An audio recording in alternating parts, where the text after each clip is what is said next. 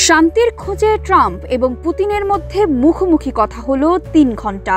তারপর মাত্র ১০ মিনিট সাংবাদিকদের মুখোমুখি হয়ে দুজনই পরিস্থিতির অগ্রগতির ইঙ্গিত দিলেন। সাংবাদিকরা প্রশ্ন করলেও দুই নেতা সেসবের কোনো উত্তর দেননি, যদিও বলার মতো কোনো চুক্তি হয়নি ওই আলোচনায়। সবশেষে ট্রাম্প জানান সম্ভবত শীঘ্রই পুতিনের সঙ্গে আবার দেখা করবেন।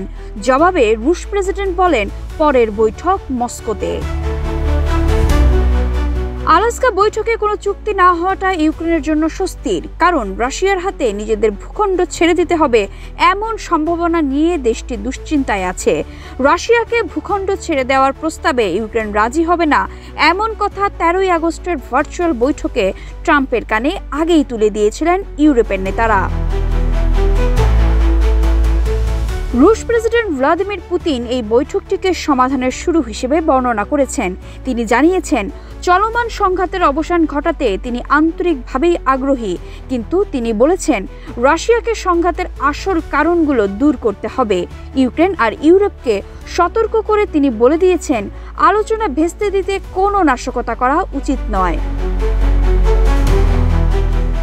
মার্কিন প্রেসিডেন্ট ডোনাল্ড ট্রাম্পের সঙ্গে নিজের সম্পর্ককে পেশাদার বলেছেন পুতিন। আলোচনা থেকে রাশিয়া ও যুক্তরাষ্ট্রের ব্যবসায়িক ও বাস্তবসম্মত সম্পর্ক আবার শুরুর সম্ভাবনাও দেখতে পাচ্ছেন বলে জানিয়েছেন রুশ প্রেসিডেন্ট। মার্কিন রাষ্ট্রপতির সঙ্গে তিনিও একমত হয়েছেন যে ২০২০ সালের নির্বাচনে ট্রাম্প প্রেসিডেন্ট হলে ইউক্রেন সংঘাত শুরু হতো না। সংঘাত বন্ধে কোনো চুক্তি করার মতো পর্যায়ে পৌঁছানো সম্ভব হয়নি বলে বৈঠক শেষে জানিয়েছেন ট্রাম্প। তিনি বলেছেন এখনো মতবিরোধের বিষয় রয়েছে, আলোচনায় অগ্রগতি হয়েছে ঠিকই, কিন্তু চুক্তি হওয়ার পর্যায়ে পৌঁছানো যায়নি বলেছেন মার্কিন প্রেসিডেন্ট। তিনি বলেছেন পুতিন ও তিনি অনেক বিষয়ে একমত হয়েছেন,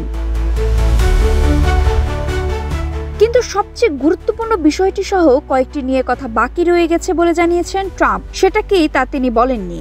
শীঘ্রই ভলোদিমির জেলেনস্কি এবং ইউরোপীয় নেতাদের সঙ্গে কথা বলবেন ট্রাম্প, তবে তিনি জানিয়েছেন সবকিছু শেষ পর্যন্ত তাদের উপরই নির্ভর করছে। ওদের স্বপ্ন পূরণে পাশে থাকতে পেরে আমরা গর্বিত। রুশ মুখপাত্র দিমিত্রি পেসকভ ট্রাম্প ও পুতিনের ওই বৈঠককে অত্যন্ত ইতিবাচক বলে বর্ণনা করেছেন। আলোচনার পর দুই নেতা কেন সাংবাদিকদের প্রশ্নের উত্তর দেননি তার ব্যাখ্যা হিসেবে পেসকভ বলেন দুই নেতাই বিস্তারিত বিবৃতি দিয়েছেন, তাই প্রশ্নোত্তরের প্রয়োজন ছিল না।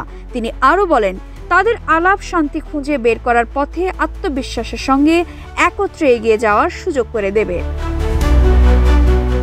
আর ফক্স নিউজকে ট্রাম্প জানিয়েছেন চুক্তির সম্ভাবনা অনেক কাছে চলে এসেছে, চুক্তিতে বন্দি বিনিময় থাকতে পারে, অনেক কিছুই ঘটতে পারে জানিয়ে তিনি বলেন রাষ্ট্রপতি পুতিন সমস্যাটি সমাধান করতে চান বলেই তার মনে হয়েছে। পরিস্থিতি যুদ্ধবন্দী বিনিময়ের দিকে যাচ্ছে বলেও তিনি দেখতে পাচ্ছেন। হাজার হাজার বন্দী মুক্তি পাবে বলে আশা প্রকাশ করেছেন ডোনাল্ড ট্রাম্প।